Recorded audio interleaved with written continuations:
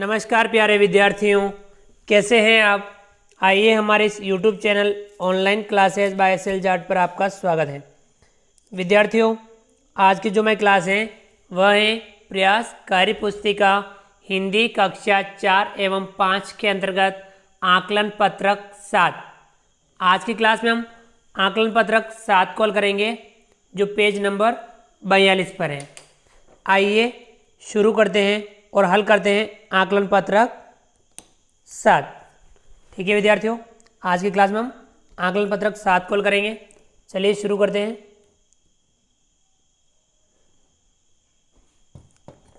आकलन पत्रक 7, इसमें पहला प्रश्न है, निम्नलिखित शब्दों में से सही वचन को पहचान कर उचित स्थान पर लिखिए। ये जो मैं शब्द दे रखे हैं इनमें से हमें सही शब्दों का पहचान करना है और उसमें हमें एक वचन को हमें यहाँ और बहुवचन को इसमें लिखना है। चलिए एक बार पढ़ लेते हैं। समोसे, लताएं, बस्ता, मकड़ी, जलेबियाँ, झील, साधुओं, घंटी, कक्षाएं, संस्था। ठीक है विद्यार्थियों, अब इनमें से हम एक वचन हमें यहाँ लिखने हैं, बहुवचन शब्द हमें इसमें लिखने हैं। चलिए हम लिखते हैं समोसे। समोसे बहुवचन है तो हम यहाँ लिखेंगे समोसे। समोसे ये एक बहुवचन शब्द है। लताएं ये भी बहुवचन शब्द है तो हम यहाँ लिखेंगे लताएं। ये हमने लिखा लताएं। बस्ता एक वचन है, हम यहाँ लिखेंगे बस्ता। मकड़ी, मकड़ी भी एक वचन है, हम यहाँ लिखेंगे मकड़ी। जलेबियाँ, जलेबियाँ बहुवचन है, हम यहाँ लिखेंगे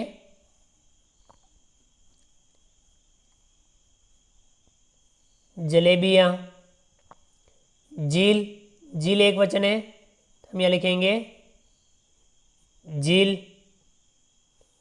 साधुओं, साधुओं बहुवचन है, हम यहाँ लिखेंगे साधुओं। घंटी, घंटी एक वचन है, हम यहाँ लिखेंगे घंटी। कक्षाएं, कक्षाएं बहुवचन है, हम यहाँ लिखेंगे कक्षाएं। संस्था, संस्था एक वचन है, हम यहाँ लिखेंगे संस्था। तो एक वचन में थे बस्ता, मकड़ी, झील, घंटी, संस्था। और बहुवचन में है समोसे, लताएं, जलेबियाँ, साधुओं, कक्षाएं। ठीक है विद्यार्थियों, यह था पहला प्रश्न। चलिए हम आगे बढ़ते हैं। विद्यार्थियों, अगला जो प्रश्न है दूसरा, निम्नलिखित या निम्नांकित शब्दों के आगे उनके उचित लिंग लिखिए।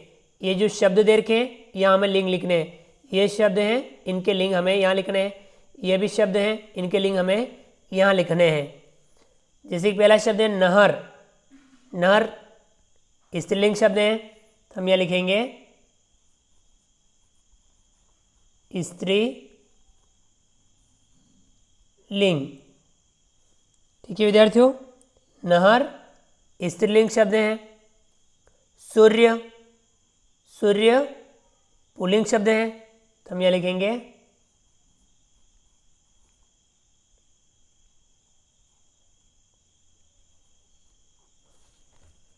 इसे हम सही कर देते हैं।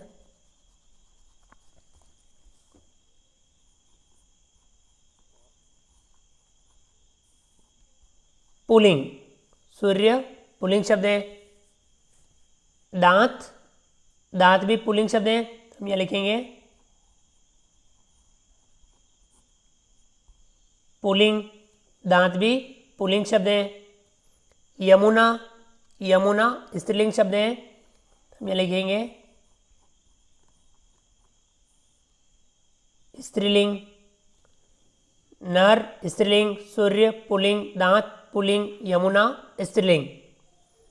तलवार यह स्त्रीलिंग शब्द है,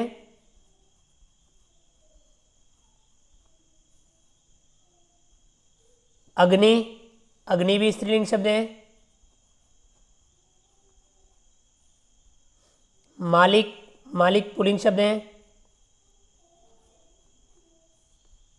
सुनार, सुनार भी पुल्लिंग शब्द है। तलवार स्त्रीलिंग, अग्नि स्त्रीलिंग, मालिक पुल्लिंग, सुनार पुल्लिंग। ठीक है विद्यार्थियों, चलिए हम आगे बढ़ते हैं। अगला प्रश्न, प्रश्न नंबर 3। नीचे लिखे शब्दों के दो दो अर्थ रिक्त स्थान में लिखी भरिए। ये जो शब्द दे रखे हैं इनके दो दो अर्थ हैं, हमें यहाँ रिक्त स्थान में लिखना है। पहला शब्द दे रखा कुल। कुल का अर्थ होता है योग और कुल का अर्थ होता है खानदान या वंश भी कहते हैं। कुल यानी योग और कुल यानी खानदान। गुरु, गुरु मीन्स आचार्य, जो हमें शिक्षा देता है, आचार्य। और गुरु का मतलब होता है बड़ा। आचार्य और गुरु का मतलब होता है बड़ा। चरण, चरण मीन्स पैर और चरण का मतलब होता है दौर। ठीक है ना, सोपान भी होता है। तो चरण यानी पैर, चरण यानी दौर। तीर, तीर मीन्स बाण और तीर, तीर मीन्स किनारा भी होता है, नदी का किनारा या समुद्र का किनारा। तीर यानी किनारा, तीर यानी बाण, तीर यानी किनारा। ठीक है विद्यार्थियों, चलिए आगे बढ़ते हैं।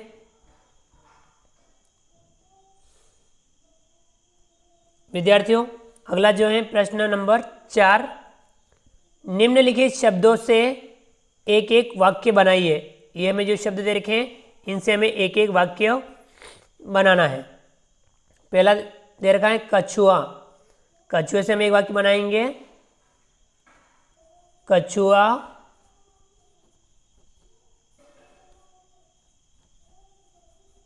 पानी में तैर रहा है। कछुआ पानी में तैर रहा है। अगला है दूसरा बैलगाड़ी। तो बैलगाड़ी में अनाज लाते हैं, हम लिख सकते हैं बैलगाड़ी में अनाज लाते हैं। कुएं से हम अनाज बैलगाड़ी में भर करके लाते हैं, जिसे बैल खींचता है, यानी बैल से चलने वाली गाड़ी बैलगाड़ी, और बैलगाड़ी में हम अनाज लाते हैं। अगला है तीसरा खेत।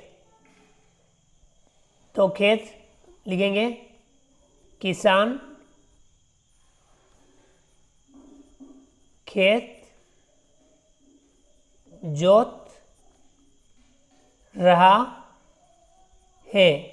किसान खेत जोत रहा है। किसान क्या कर रहा है? किसान खेत जोत रहा है। हल से खेत जोता है, तो किसान खेत जोत रहा है। अगला शब्द है चौथा तालाब।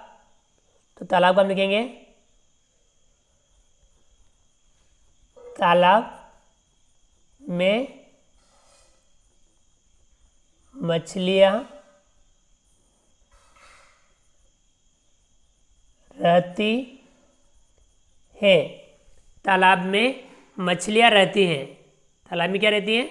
मछलियां रहती हैं। तो हमने इन शब्दों का वाक्य बनाए। चलिए विद्यार्थियों अगला जो प्रश्न है,